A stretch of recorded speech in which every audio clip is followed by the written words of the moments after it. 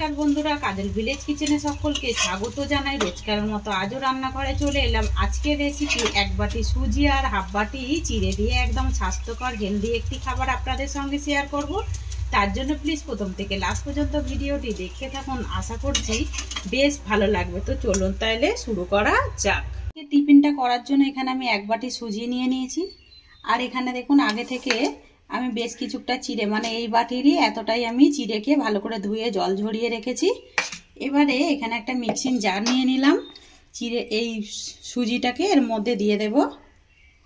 এবারে এতে দিয়ে দেব এই বাটিরই যতটা আমি সুজি নিয়েছি তার থেকে অল্প একটু দিয়ে দেব টক দই। তো এইবারে আমি টক দইটাও দেখুন ওর অর্ধেক নিয়ে নিয়েছি টক দই। এবারে দিয়ে দেবো এর মধ্যে আমি এখানে যে চিড়েটা রেখেছি এই চিড়েটাও এর মধ্যে দিয়ে দেব। তো চিড়েটাও দিয়ে দিলাম। চিড়েটাকে আগে থেকেই আমি ধুয়ে ভালো করে পরিষ্কার করে জল ঝরিয়ে রেখেছিলাম। এবারে স্বাদের জন্য দিয়ে দেবো এখানে আমি চিনি নিয়েছি, এই চিনিটা দিয়ে দেবো। এতে করে টেস্টটা কিন্তু ভালো হবে। আপনাদের যদি চিনিতে খেতে না ভালোবাসেন বা পছন্দ না করেন তাহলে চিনিটা বাদ দেবেন, অনেকের মানা থাকতে পারে।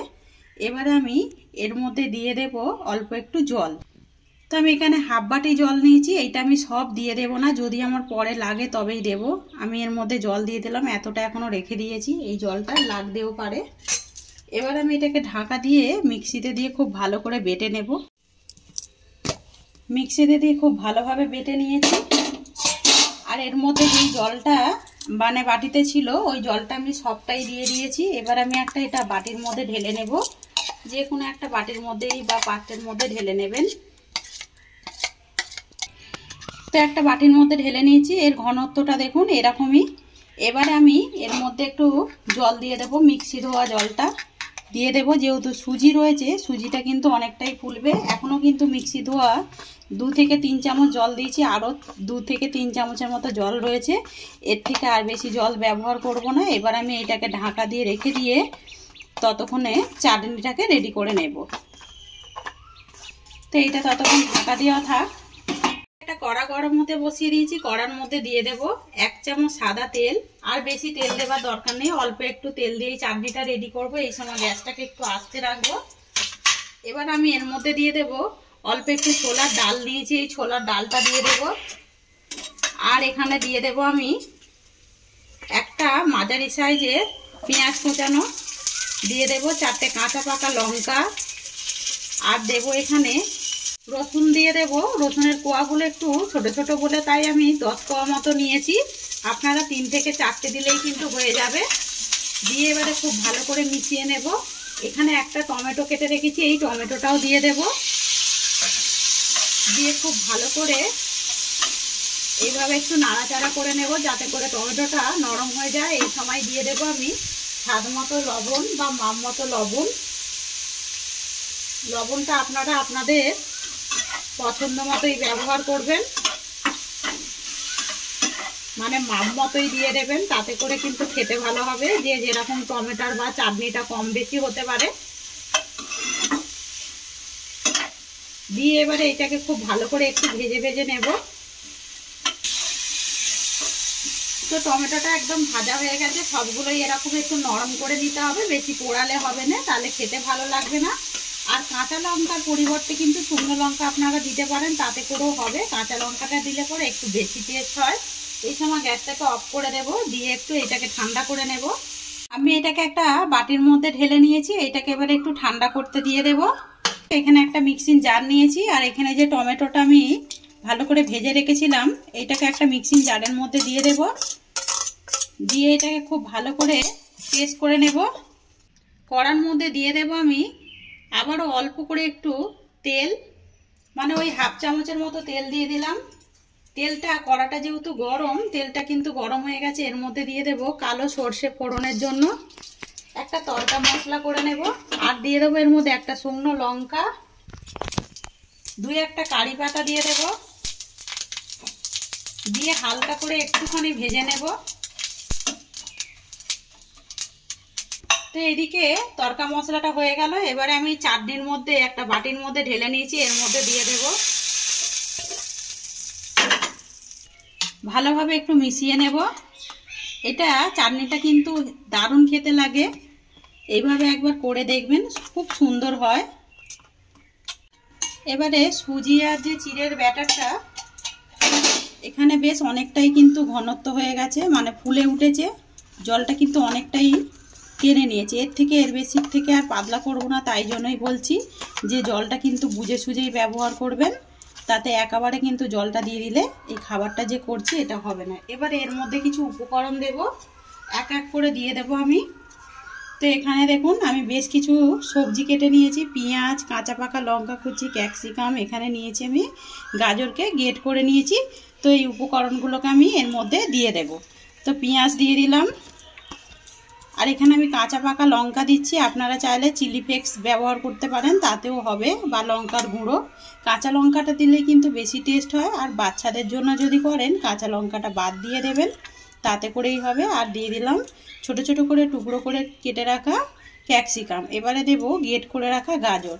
তো দেখবেন বাচ্চারা কিন্তু অনেক সময় সবজি খায় না, এইভাবে যদি সকালের আমরা হালকা একটা টিফিন করে দিই, তাতে করে বাড়ির সকলের কিন্তু খাওয়াও ঠিকঠাকভাবে হয়ে যায়, আর পেটটাও কিন্তু অনেকক্ষণ ভরা থাকে। যেহেতু চিড়ে রয়েছে আর সুজি রয়েছে, এতে করে কিন্তু পেটটা অনেকক্ষণ ভরা থাকবে।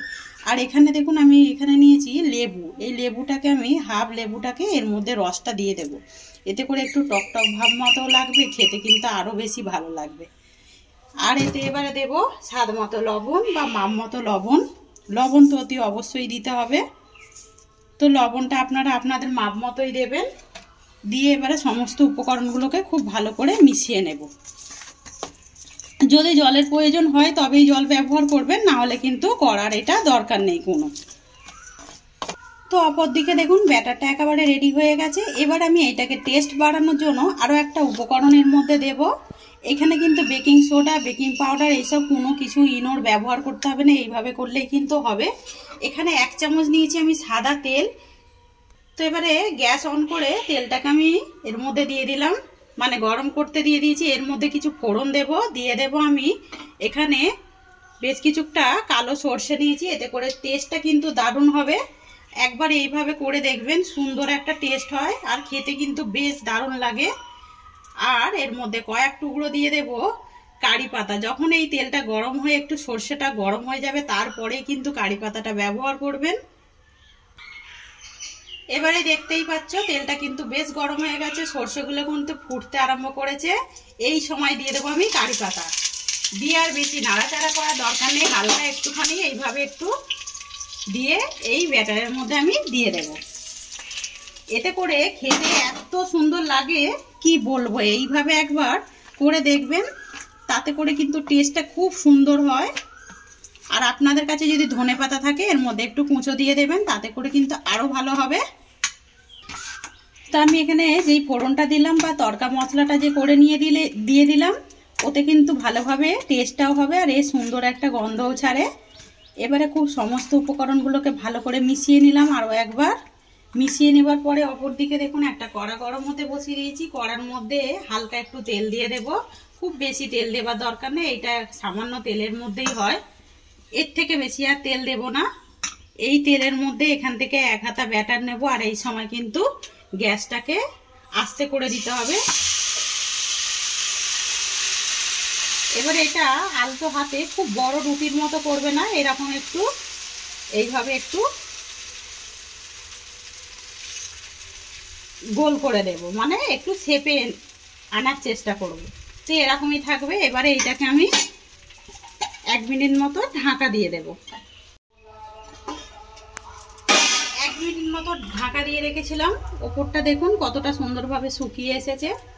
এবার আমি এইটাকে এপিঠটা উল্টে দেব।